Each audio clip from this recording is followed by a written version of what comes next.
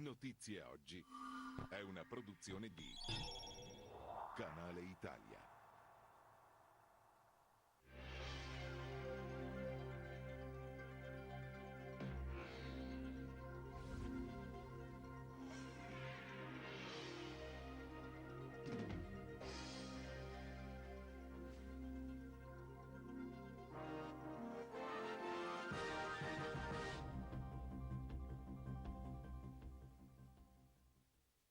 Buongiorno amiche, buongiorno amici telespettatori di Canale Italia, ben alzati e grazie per chi mette la sveglia per seguirci a quest'ora.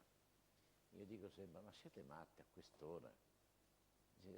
Quest'ora è per noi che siamo mattinieri, qualche volta vorremmo dormire a lungo, ma andiamo a raccontare qualche cosa a questi amici che sono sempre con noi e mi auguro che siate in tanti, che continuate ad essere in tanti, anche perché qui abbiamo persone correttissime, almeno quando ci sono io, arrivano precisi e se non sanno che le cose non vanno bene.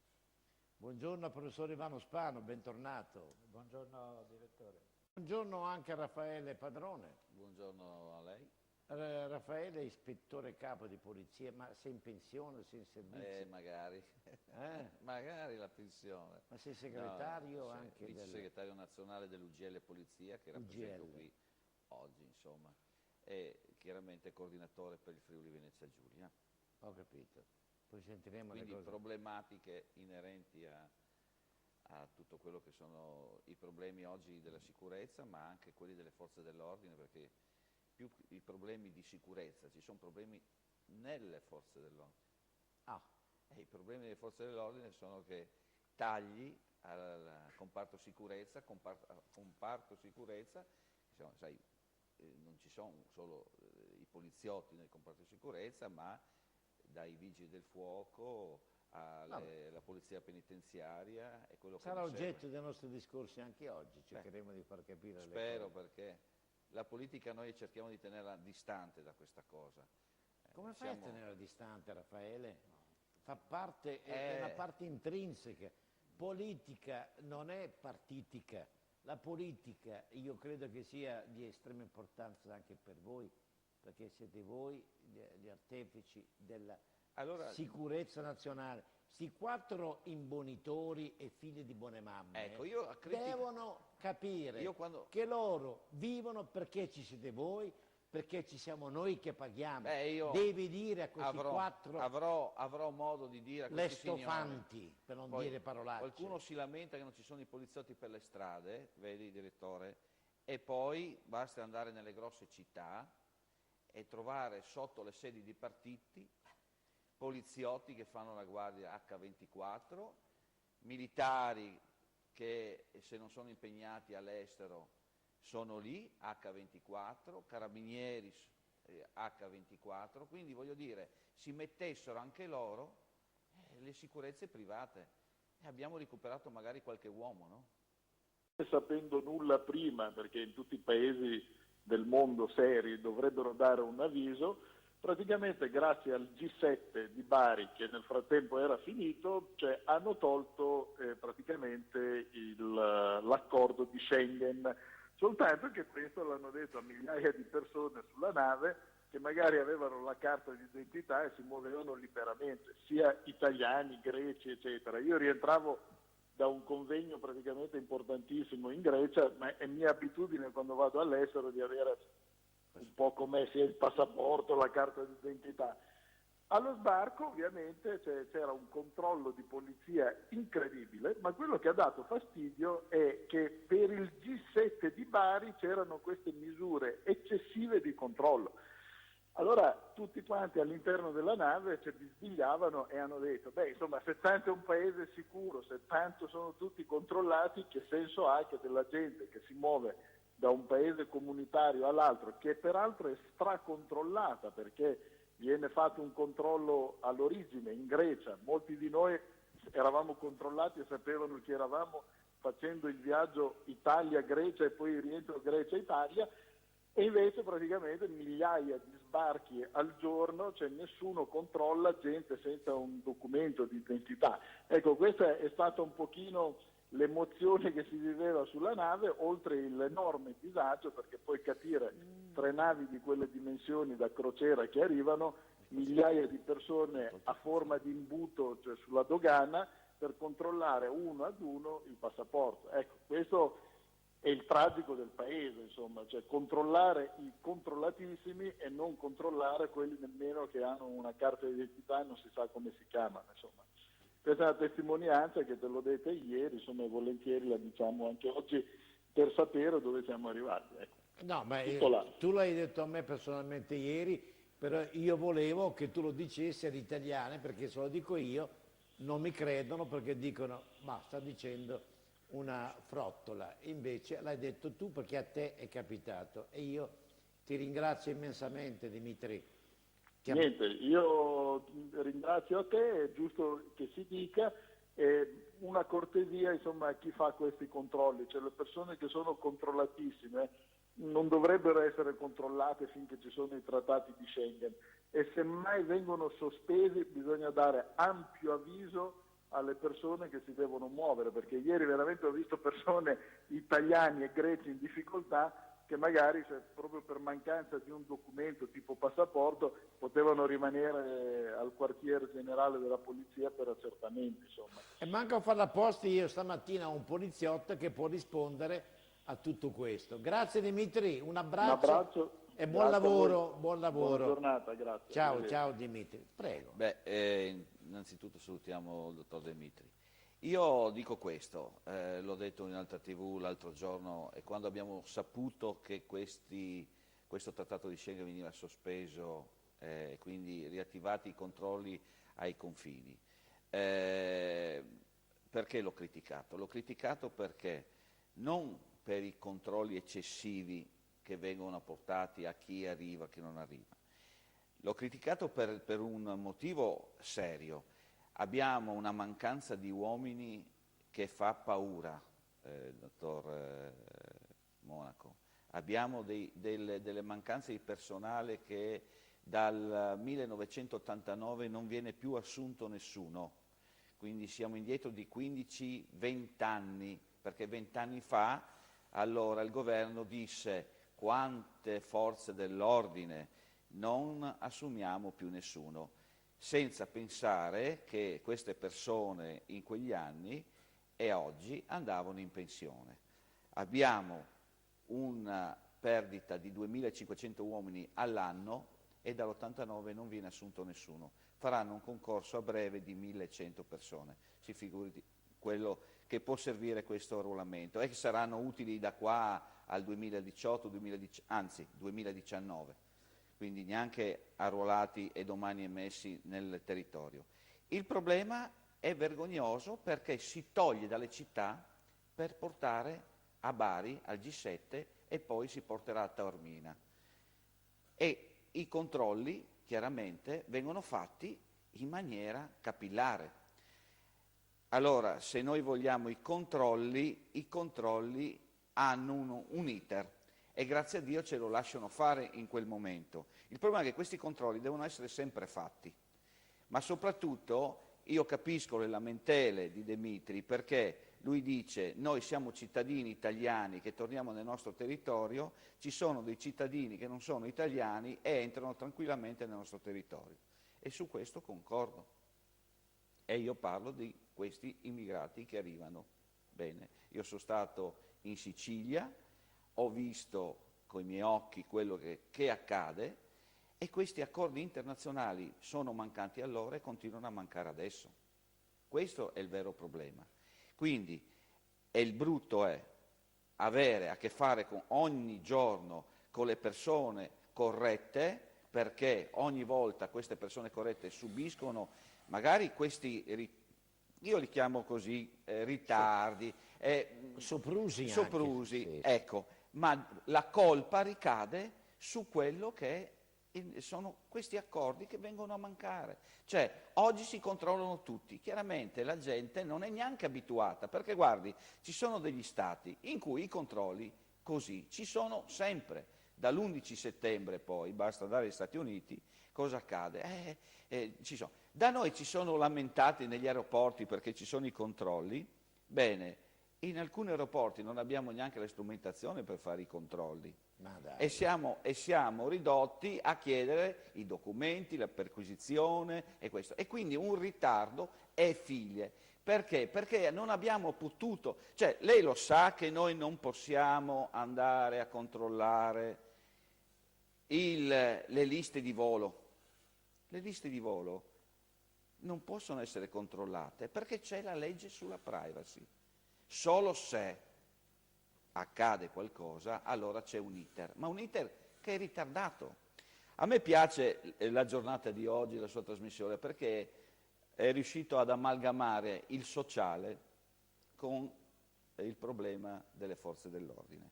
Sa perché le dico questo? Perché tutti questi problemi sociali possono scaturire in poi cosa? In manifestazioni che dovrebbero essere garantite perché democratiche, uno può manifestare. Il problema è che all'interno di queste manifestazioni arrivano sempre le persone telecomandate, le chiamo io, che sono messe lì per far casino, per rovinare, parliamo dalla partita di calcio all'operaio che protesta. Voi vedete poi la polizia che deve intervenire, perché tra queste persone corrette, democraticamente, che stanno rappresentando le loro problematiche, cosa che noi non possiamo fare, perché noi della polizia o dei carabinieri non possiamo scendere in piazza, ecco. Cosa succede? Interveniamo, manganelliamo, anzi, qua possiamo aprire un argomento sulla storia della difesa della polizia, delle forze dell'ordine, e diventiamo i cuscinetti di queste problematiche sociali. Perché siamo quelli che poi andranno a rispondere perché ci sono stati gli scontri.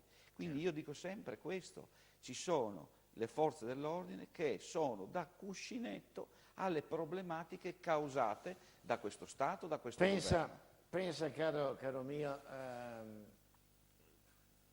i problemi sociali, i problemi politici. Pronto? E dopo... Pronto? Chi è? Eugenia da Torino. Buongiorno Eugenia. Buongiorno. Dica. Guardo tutte le mattine la sua trasmissione. Volevo parlare riguardo all'immigrazione, che dicono che non portano via il lavoro ai nostri giovani. Qui poco lontano da me un'azienda ha assunto 10 ragazzi e nemmeno uno italiano, tutti extracomunitari. È la ricchezza degli industriali, di quelli che ha dei soldi, è la ricchezza di questi ragazzi che arrivano e li fanno lavorare per 4 soldi. Ha fatto domanda a non so quanti ragazzi, non hanno assunto nemmeno uno.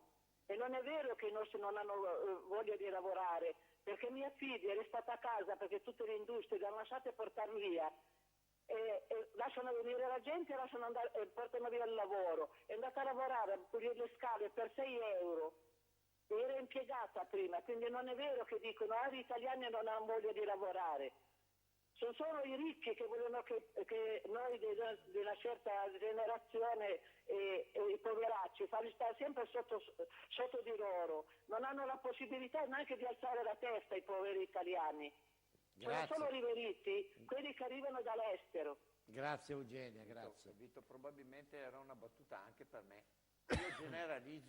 Io generalizzo perché ci sono sempre le eccezioni. Ragazzi bravi e che non vogliono essere di peso della famiglia ce ne sono, però la stragrande maggioranza sono ragazzi che si giocano, si trincerano dietro il classico dito per dire ho un titolo di studio e non vado a fare il lavoro che non mi compete. Invece in questo momento qua bisogna accontentarsi di tutto.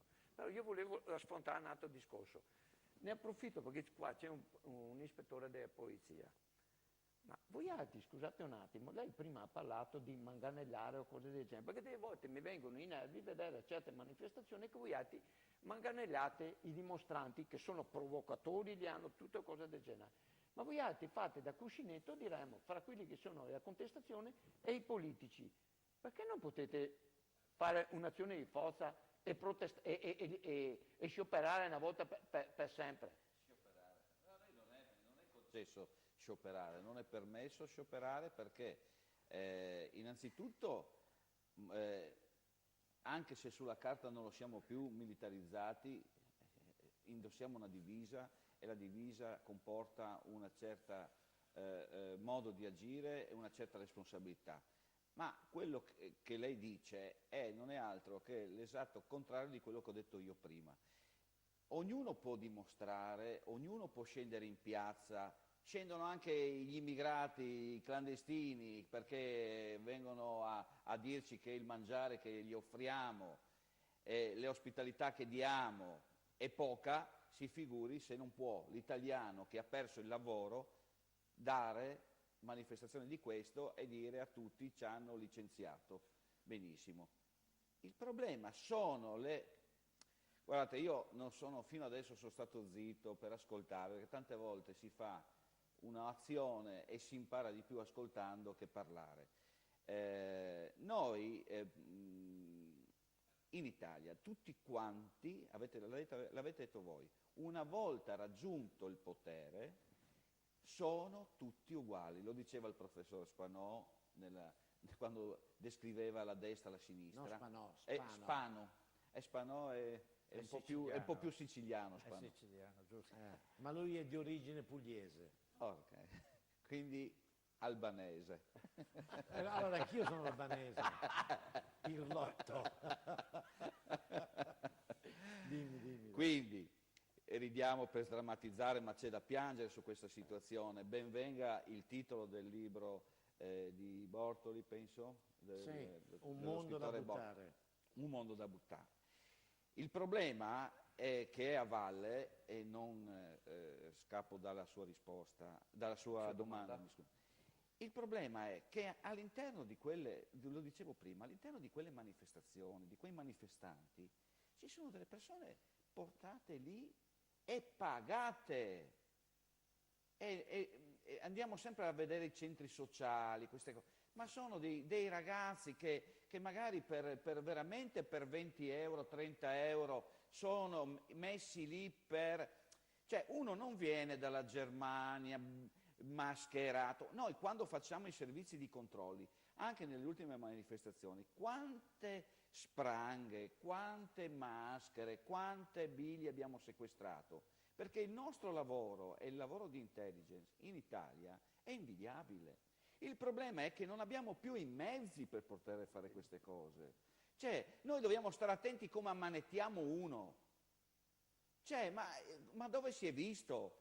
Possiamo sparare, l'avete visto anche voi, possiamo sparare meno di voi almeno potete sparare dalle 8 di sera alle 6 del mattino e guai non avere l'orologio sincronizzato col giudice che vi andrà a giudicare, perché una cosa hanno detto sotto questo argomento i magistrati, era meglio che rimanesse come prima, non biasimo questo fatto, ma vedrete le confusioni, i processi che si faranno per questa tipologia di norma, di legge che è stata votata. E da chi è stata votata? È stata creata dalla destra che la voleva, dalla sinistra che non la voleva, hanno fatto un mix, non chiedono a nessuno degli esperti cosa andrà a finire e partoriscono una legge. Ho sentito parlare di caselli autostradali. Caro Monaco, bisogna chiedere al governatore se lui è d'accordo o non è d'accordo ad aprire quel casello, perché comunque è nella sua regione. Allora, il problema è che ognuno, quando arriva a uno status di potere, a uno status, rimane lì, lo diceva la signora prima, romana, la signora anziana che saluto.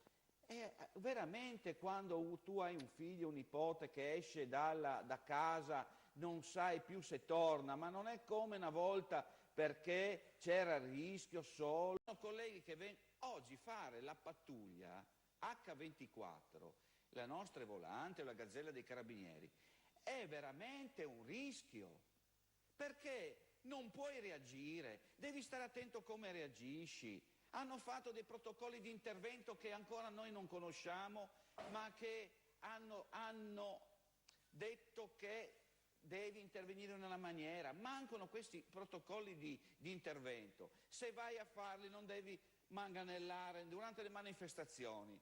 io voglio vedere lei, parliamo dei nostri presenti, uno ti tira un sasso in testa, secondo logica è vietato dalla legge arrivare mascherati, o no? Sì. Allora c'è un articolo di legge che dice che vieta che tu non puoi arrivare alle manifestazioni mascherato. Benissimo, ci sono gli omini telecomandati che arrivano col manganello, con le spranghe di ferro, non il manganello, con il casco, col giubbotto, col passamontagna. Allora cominciano a bastonarti, tu cosa fai? Guardi che ci sono delle scene che girano in internet, anche vecchie, di manifestazioni fatte a Bologna, di studenti che se la prendono con la polizia, e i colleghi che vanno in escandescenza e devono rimanere fermi, perché uno pensa poi di manganellare suo figlio dall'altra parte. Questo è il grave dell'Italia. Io veramente ho ascoltato quello che avete detto voi e convengo col titolo dello scrittore, ma convengo con quello che avete detto voi, nelle fabbriche, la gioventù, avete parlato di gioventù. Abbiamo i poliziotti che l'età media è 50 anni. Guardate che i ladri ne hanno 23, 24. Non ci sono più i ladri col sacchetto e la mascherina di Topolino che vanno in giro. Ti sparano, corrono. Allora uno dice perché io ne potrei parlare male della destra politica e della sinistra politica quando sono arrivati a dirigere le forze dell'ordine. Benissimo. Qualcuno della destra ha detto apriamo questi CIE, benissimo. Qualcuno della Lega ha detto devono rimanere lì 18 mesi. Cosa abbiamo risolto con 18 mesi, che non sono mai stati 18 mesi? Mi scusi Monaco, prima della telefonata. Bene, questi si organizzavano perché avevano le tempistiche, i cellulari e questo e quell'altro, si chiamavano, era il periodo che davano fuoco ai CIE, perché in 18 mesi conoscevano le regole, perché arrivano qua già istruiti. Parliamo di gioventù, questa è la gioventù. Chi è che fa la guerra lì? Se tutti i giovani sono qui, adesso si sono inventati di dire tutti che sono minori e quindi se sono minori sono 100 euro e poi andate a vedere dove arrivano queste gente, quelli delle Onlus che girano con macchinoni, Porsche e robe. Guardate gli alberghi, prima qualcuno ha telefonato per gli alberghi, è vero, ma guardate di chi è la proprietà di quegli alberghi, dove ci sono questi hub, dove ci sono questi signori e dove la polizia, i carabinieri e l'esercito controlla ogni giorno H24. Guardate di chi sono le proprietà. Pronto? Pronto? Pronto? Chi è? Buongiorno, sono Sabrina da Lecco. Buongiorno Sabrina. Buongiorno carissimo, ho visto che ha tagliato i capelli alla moda, la vedo sempre in forma, complimenti. Ascolti, no, volevo dare un mio pensiero e sono veramente d'accordo con il comandante, penso che sia della polizia. Ispettore. Se ero comandante. Comunque condivido al 100%, le dico una cosa che è successa a mio figlio ha 22 anni. Nel tornare a casa noi siamo in una posizione abbastanza, tra virgolette, incontaminata da extracomunitari, però nel venire a casa 12:30, le fa 12:30, gli hanno tirato, due extracomunitari gli hanno tirato una bottiglia sotto la macchina. Però. Mio figlio è sceso, ce n'era uno per terra ubriaco, questo qua davanti. Sa che noi abbiamo avuto problemi con i carabinieri perché mio figlio è sceso e gli ha detto cosa stai facendo, cosa vai in giro, era una bottiglia di tanto, o birra o vino alla fine. Abbiamo avuto noi problemi perché mio figlio si è difeso, ma non so se mi spiego. Quindi io capisco tantissimo i carabinieri, i poliziotti, ma mi scusi, lui prima ha detto una cosa sacrosanta, se a me tirano un cazzotto in faccia, ma di reazione, se non ho fatto nulla, di meno, loro no, li devono prendere ma non li possono dare. Questo è la prima cosa. L'ultima, e poi la lascio andare, Renzi ha la faccia come il Cucco. E finisce l'O, Diciamo da lei. Buona giornata, un bacio a lei e 10 ad Alessandro. Grazie, nobile. Ma possiamo subito, 30 secondi, rispondere alla signora? Sì. Vede, questi sono i problemi.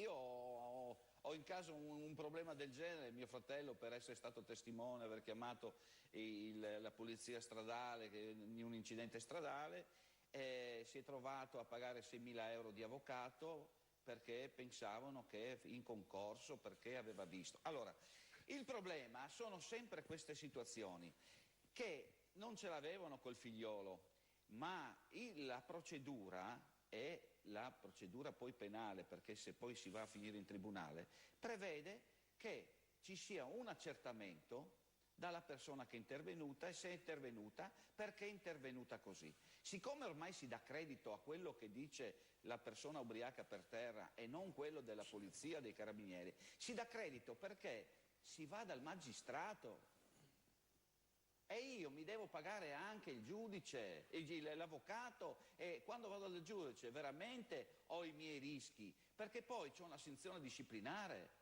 perché sono andato dal giudice.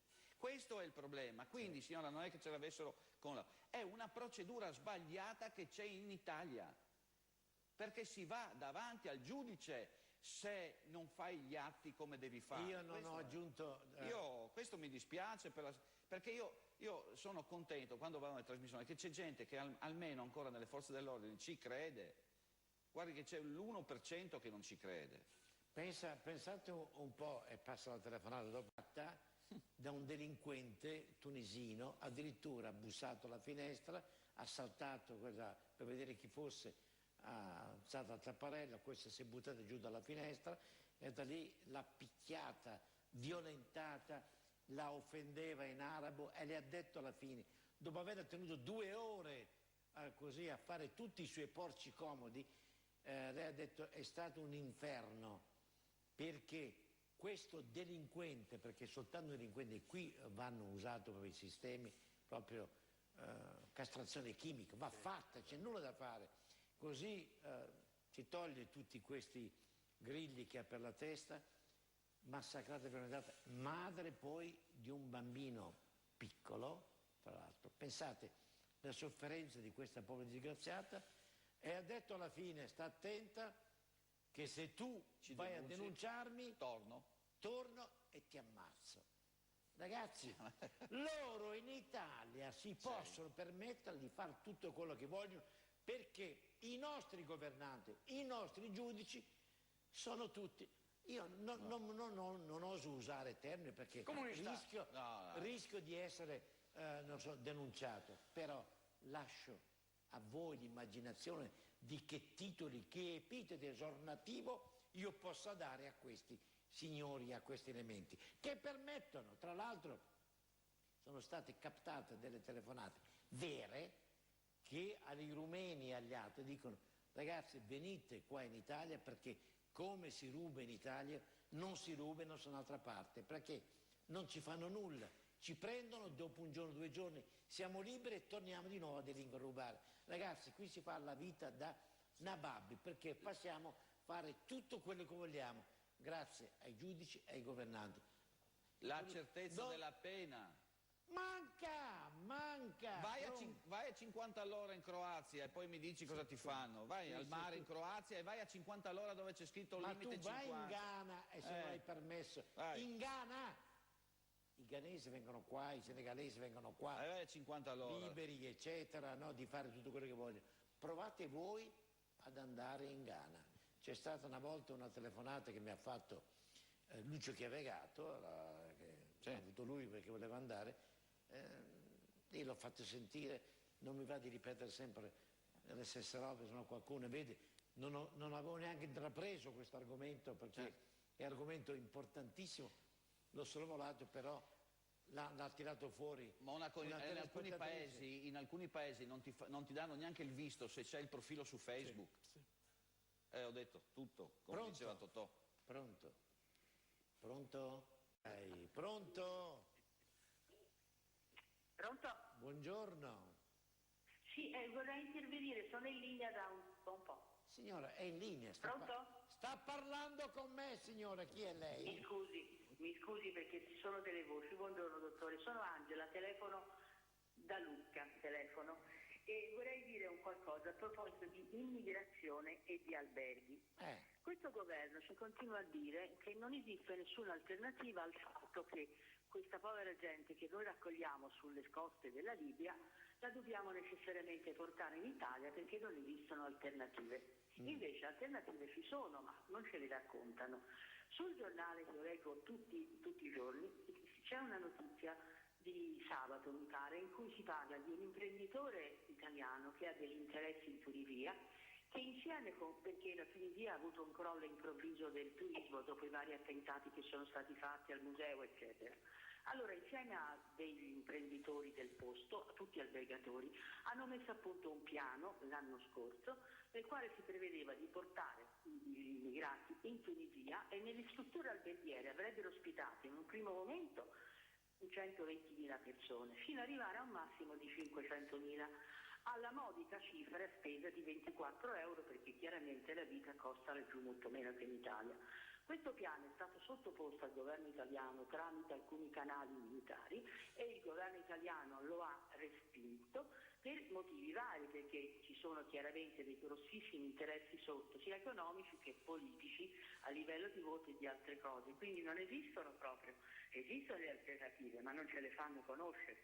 Vorrei un vostro commento, le ringrazio, buongiorno. Ringrazio lei. Dottor Bertos, io le devo dire una cosa, e potete verificarla anche voi altri, anche noi in città come a Bano Terme, dove abito io, insomma, no? O come in città di turismo, ragazzi, per poter andare a fare le spese sei costretto a chiudere dappertutto, inserire l'allarme quando qualche tempo fa tu andavi. Ragazzi, È vero. io devo essere costretto perché poi passano, suonano, spaccano le balle all'una quando tu sei in famiglia a pranzo e ti dicono io ho fame, anch'io ho fame e sto mangiando, tu gli rispondi, che ti girano, no. Ti girano. O sei, ieri sono al supermercato, vado per un attimo di corsa, fare la spesa, si avvicina uno, fa la solito problema, io ho bisogno di soldi che devo mangiare e vai a lavorare, ho detto. Vai a lavorare perché ti rompono le balle, ti poi dici sei razzista. Cioè io non sopporto più questa situazione. I sindaci non possono far nulla, questi altri non possono far nulla. Hanno reso la società purtroppo È così. inquinata da tutte queste situazioni e tu hai voglia qua, ti dicono ma chi te lo fa fare? Risparmia il fiato, mi dicono, o qualche coglione, scusate il termine, dice ma voi raccontate le solite robe e quindi guarda, io non dovrei, ma ogni tanto mi viene a mente queste cose e dico quanto cialtroni bisogna essere, idioti bisogna essere a sto mondo, fessi, perché questa gente che scrive sto è scema, E di stamattina è anche stupida, non vive la realtà, è stupido e poi se ne vanno all'estero per vivere tranquilli, questi vigliacconi, idioti, vigliacchi. Questa stamattina in radio sentivo, adesso non ricordo la qualità, ma un 56enne perché si è rivolto a dei ragazzini minori perché scorazzavano con le loro moto, è stato aggredito, è in fin di vita, non so se è morto, 50 anni, e non riusciamo a capire chi sia stato, perché un sistema di telecamere non lo puoi mettere in ogni via, una macchina o un poliziotto non lo puoi mettere in ogni via, non ci sono, quindi oggi poi il rischio è di uscire e di incappare in queste bande di soggetti che non sono solo maggiorenni, ma sono anche minori. Dovete essere più severi anche voi. Ditemi, cosa vuol dire più severi? Che non so neanche se posso mettere le manette, perché se le metti le manette e gli fai male, attenzione, ma se sei minore hai passato i guai. Cioè, cosa vuol dire essere più severi? Io faccio quello che posso fare, che professionalmente devo fare, e va a finire che costringo la signora a venire a testimoniare, che magari per vergogna non denuncia neanche più il fatto, perché qua si parla anche di questo, oggi si subiscono queste violenze sessuali e si ha vergogna di denunciarle, me li fanno ridere i dati e passiamo a un altro tipo di reati. I furti. Sono diminuiti i furti. Ma va là, sono puttanate. Il Ministero ha detto così. Sono Sole 24 Ore ha detto boiate, così. sono aumentate e continuano ad aumentare Ma chi è che va a denunciare che gli hanno rubato più la bicicletta oggi? Per esempio, scusa, dice giustamente, se un nero o un extracomunitario o un nullatenente in bicicletta rubato, diciamo meglio, donata, ti viene addosso o viene addosso la tua auto e ti rega danno, non essendo certamente assicurato, con chi fare? Con chi? La constatazione amichevole. No, dici, perché se io circolo senza assicurazione, mi ritirano l'auto, mi fanno un mazzo tanto e non solo, forse rispondono le ONG e non solo. Sì. Se tu non vai a fare la revisione e ritardi di un giorno o due, ti sequestra una macchina. Sì. A noi italiani che ci facciamo un mazzo così... E il problema è che adesso nelle città, state attenti, perché si buttano sulle macchine. Si buttano a piedi, si buttano con la bicicletta, si buttano sulle macchine. Una volta facevano questo giochetto per derubarti, perché l'amico intanto che tu stavi a discutere fuori apriva la portiera e ti portava via la borsetta. ma noi siamo populisti. No, noi come facciamo prima, demagogia. se denunciamo queste cose io come sindacalista, loro come sociologo o come lei che è dietro a quella scrivania che parla a milioni di telespettatori, diventa populista. Questo è il problema. Infatti, o facciamo la demagogia. Allora dice un mio amico che quando io ho avuto fame mi sono rimboccate le maniche a casa mia e col lavoro e i sacrifici. Anche oggi metto assieme pranzo, cena e c'è qualche agio. Però col mio sacrificio, perché mi alzo al mattino e vado a procurare per me e per la mia famiglia il cibo. E quando qualcuno dice che alla nostra età si continua a lavorare, per forza dobbiamo continuare a lavorare con quello che ci danno. Pronto? Sì, pronto, buongiorno. Chi è? Sono Maria della provincia di Brescia. Dica Maria. Ascolti, io la stimo moltissimo e questo penso che lo sappi che tanta gente la stima. Comunque voglio dire questo, io non solo Renzi riesco a guardarlo, ma anche il Santo Padre. Scusa un attimo, che vieni di qua. Sì. No, perché a Campo Largo saluto il mio amico che va via. Ciao, stammi bene. Di che ho lezione all'università a Rovigo, quindi devo andare per forza. Attenzione Gradini, là ci vediamo. Ciao. Buona giornata. Ha lezione alle 9 a Rovigo, quindi deve scappare. È un professore universitario ancora, anche lui, nonostante l'età, continua a lavorare, se no che fa? Poi ha 2 famiglie da mantenere, tra l'altro. C'è anche quello, io sai che sono sincero. Mi stava dicendo Maria? Sì, che la stimo moltissimo, penso che l'abbia al di là di questo sentito. Comunque stavo dicendo che comunque non solo Renzi riesco a guardarlo, non solo lui, ma anche il Santo Padre, sinceramente, mi fanno venire davvero, non so cosa, il gomito, come ha detto quella signora di Firenze. Diciamo il voltastome, che è più elegante. Dai. Sì. Va bene Maria. Va bene. Va bene. Buona giornata. Io continuo a seguire, va bene anche a lei, buongiorno. Anche a lei, buona settimana. Vito. Vi ricordo che domani la trasmissione tornerà con Giuliana Lucca e domani sera, chi ama un po' di sport, faremo qualcosa di sportivo alle 19:30 su tanti canali. Adesso che qua devo chiedere oggi la rivoluzione dei canali, esattamente, perché mi sono trovato qua di guarda che mi fa Rauli, guarda che ci sono canali nuovi qua signore, qua continuiamo ancora ad espanderci e questo è positivo, vuol dire che siamo forti. Quindi dimmi. Volevo dire, Vito, prima la signora, una delle ultime telefonate, si sentiva solo in stazione quando è andata a prendere figlia, mi pare di aver sentito. Ebbene, la polizia ferroviaria è una di quelle specialità che in parecchie città, in parecchie regioni, sta chiudendo. Qualcuno ha parlato di autovelox nei suoi messaggi.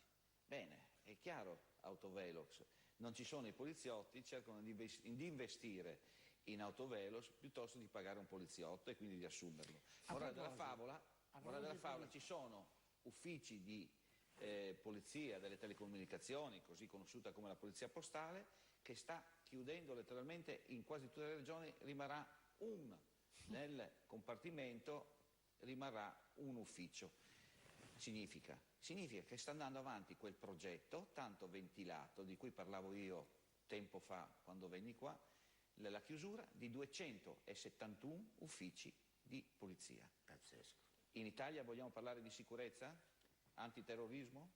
Però vedi, c'è una signora, Anna da Roma, dice se hai da dare pubblicamente un'email, perché vuol farti capire cosa è successo a lei. Certo, non so se potete metterla sotto. Una pattuglia del suo commissariato una sera del 30 ottobre 2014. Sì, quindi Raffaele Padrone, tutto attaccato, non so se potete metterlo sotto. Raffaele Padrone @hotmail.com.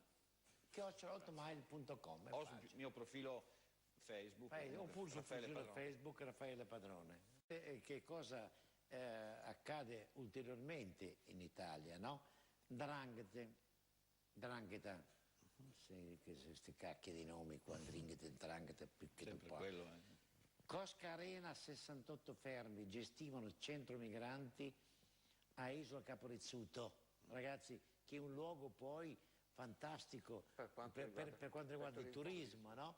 Sì. È vicino a Crotone, insomma, con il fermo di 68 persone disposto dalla DDA di Catanzaro. La Cosca Arena controllava ai fini di lucro la gestione di centri di accoglienza per i migranti di Isola. Secondo le indagini, oltre alle tradizionali dinamiche criminali legate alle estorsioni esercitate in maniera capillare sul territorio catanzarese e crotonese, la Cosca controllava anche il centro, oltre a coltivare ingenti interessi nelle attività legate al gioco e alla scommessa. Quindi questo vuol dire che noi viviamo in una società veramente incredibile, e se non vanno al comando delle persone che decidano di fare pulizia netta di tutto questo, diciamo, possiamo usare un termine, di questo mondo di corruzione, estortori, delinquenza, corruttori, e chi ne più ne ha più ne mette, non voglio usare altri, perché se tu vai al governo e sei colluso con tutto questo e non intendi risolvere i problemi, ragazzi, andremo avanti e noi poveri scemi da questo pulpito diremo sempre le stesse robe e diremo: ma guarda quello scimunito che continua a predicare nel deserto. Sono dipendenti, i politici sono dei dipendenti del male a vita in Italia, perché a questo punto, Vito, ma scusa un attimo, stanno, lei ha appena detto, Isola Caporizzuto, il turismo ne soffrirà, certi paesi vivono 3-4 mesi all'anno di turismo, in questo modo qua distrugge anche quello, perché la gente non ne può più, va all'estero. Signori, Bing Bang ha detto stop, noi abbiamo terminato, vi rinnovo l'appuntamento domani mattina stessa ora con Giuliana Lucca, domani sera alle ore 19:30 sui canali 15, 283 eccetera eccetera, Sportlandia, seguiteci se avete voglia, vi ringrazio, vi auguro, grazie a voi, vi ricordo un mondo da buttare, speriamo di salvare qualcosa. E buona settimana a tutti, continuate a seguirci sempre, non stancatevi, perché se vi stancate voi rischiamo di stancarci anche noi. Allerta sto, dovete dire sempre. Buona salute a tutti, evviva!